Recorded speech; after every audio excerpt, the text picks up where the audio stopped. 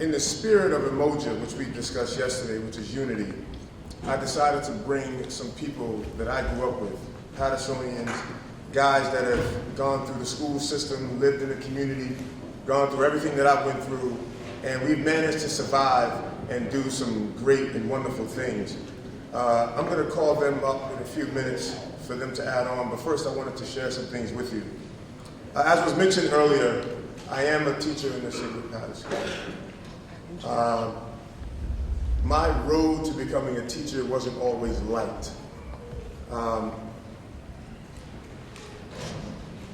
definitely enjoyed academics, but when I went to my own history classes in high school, it was a very dismal experience. And some of these brothers here had the same experience. We were in the same classes. My history teachers were very nice guys, but their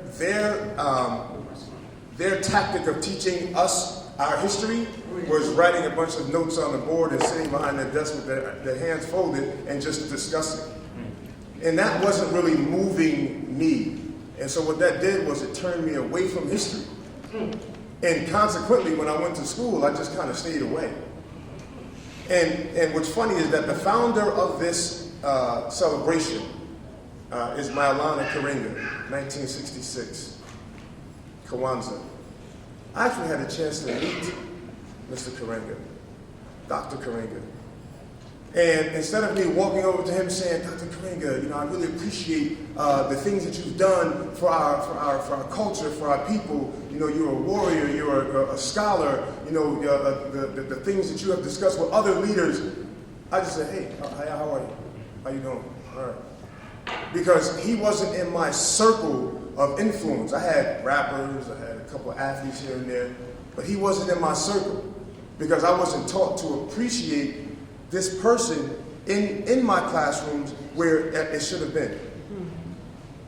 I'll give you another example. We were preparing to play a very big game on Saturday. And on Friday, the coach came into our locker room at Michigan and said, I have a surprise for you guys. Surprise. So in comes this man, and everybody's eyes just widen. This man, now I know him as one of the greatest athletes and personalities to ever walk the planet Earth.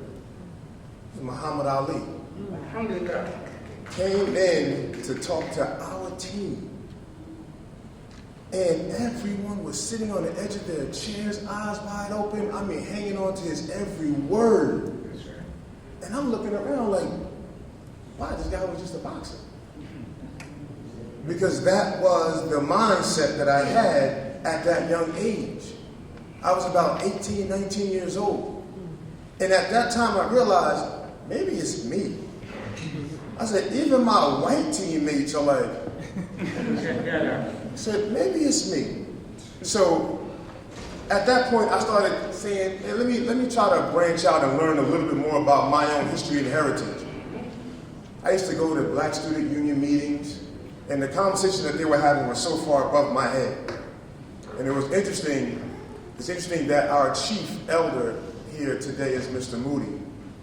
And I'm sure Mr. Moody remembers 25 plus years ago, I used to call him on the phone.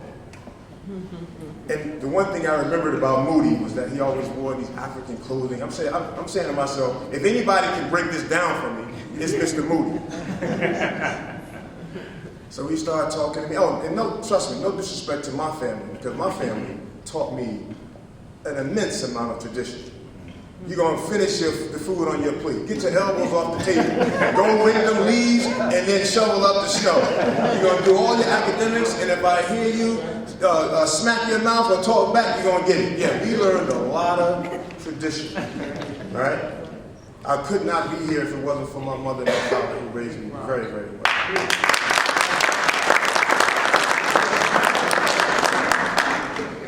But the conversation that I had with Mr. Moody was so important because it had to do with who I was. Because I realized that the people that were telling me who I was, man, they weren't really telling me. They were not informing me of who I was, and I was not able to go out into the world and project that energy. So, Moose, I call him Moose, said, man, you gotta check out this book, check out that book, check out this book. Okay, let me talk to you about this person and that person. I said, man, okay, I'm fascinated. All right, and back in the day, if you had a library book that was late, it was like 1 cent a day. I had like $250 in late charges at the library. Like, I took out books and I didn't bring them back. So I said, let me see if I can put this thing to work. And I had a class. It was called Greek and Roman history. Now, you know, one of the areas where they try to strip black and African folks from is in Greek and Roman history and heritage. So I said, you know what, let me answer these questions and let this professor know that I know what's up. After I finished the test, I'm almost the last one there. I filled up the book. I asked for a second book.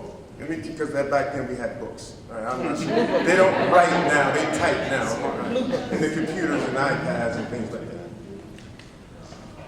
I got my test back. The professor wrote down, you don't know what you're talking about. You need remedial English. Broke my heart. I thought I was on to something. But then that kind of like Spike Lee, fight the power, that energy kind of hit me. You guys don't know Spike Lee? That energy kind of hit me. So I went to the dean of the school. And I said, listen, I bought my duffel bag with my books. I started stacking these books up on it. I said, listen, if what I wrote is not true, then you got to tell Ivan Sertima, Renoko Rashidi, Dr.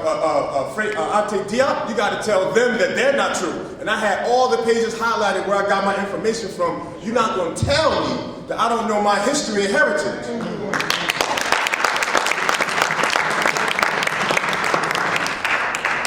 They changed my grade from an F to a B. They had to change it to a B because I wasn't that good of a writer. You got that off, all right. But anyway, I got into this profession because it's only right that our kids learn their history in a manner where they're going to be passionate about it. Mm-hmm. Sometimes when I finish my lesson, I ask my students today, sometimes I got sweat coming from my forehead. Mm-hmm. Because if I'm not passionate about it, then they're going to say, well, all right, we learned this Constitution Amendment, we learned that law, okay, fine.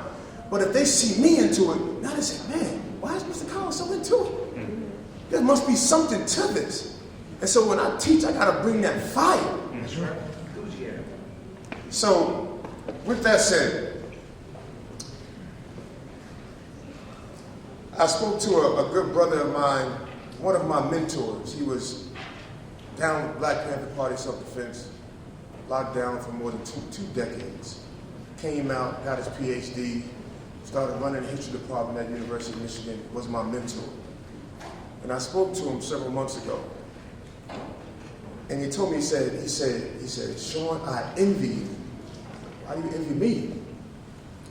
He said, I'm teaching at the collegiate level. And it seems as though every African American that I am teaching knows nothing about their history. It's almost like the principle of Kuchagalia backwards. It's like they get into these finer institutions, the Michigans and the Syracuses and these state universities. It's almost like they do that at the expense of their culture. He said, man, I almost wish that I can come back and teach with you in high school because that way I can prepare them for college. He said, I'm tired of these young men coming in here not knowing anything about their history. He said, it's like a tragedy. It's like something in him dies every time it happens. This is further the reason why I do what I do.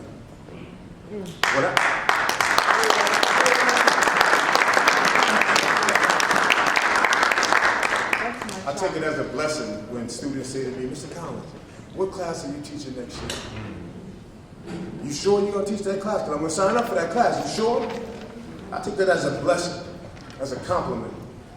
And right now I'm trying to reach for the highest degree because part of me feels like just like the keynote speaker said yesterday, we need to create our own institutions. Good point. I really feel, and listen, I'm a product of Paterson Public Schools. I work with Paterson Public Schools. I feel like we need to create our own institutions. That's right. Because our students are graduating every year, and they're just kind of floating in the wind. That's right. And I remember, this is my last comment, I apologize. I'm dragging on. I had a charity event at my dad's park down across the street from School 28. When we got some of the basketball players, said, guys, I need you to come by, add on, play it a little bit. He said, all right, no problem, Colin, where is it? Down by School 28. Nah, bro, we don't go over there. What do you mean we don't go over there? Nah, man, we just don't go over there. We may not make it out. I said to myself, is it that bad? Yeah, it's that bad. Like, in some areas of Paterson, it's like a war zone. And I'm not sure if we, within these 4 walls that we have in our classrooms, equip our students with what they need in order to survive in this war zone. If they knew their history and their heritage, where they come from, maybe they'll say, man, listen, I'm shooting somebody that look like me, that's broke like me, that's dependent on the government just like me. How am I going to benefit from shooting you? Let's have a bigger discussion. Guys, Kwanzaa is the idea that our community has to look within itself for strength. I'm going to do that for the city of Paterson. I promise you that. Thank you.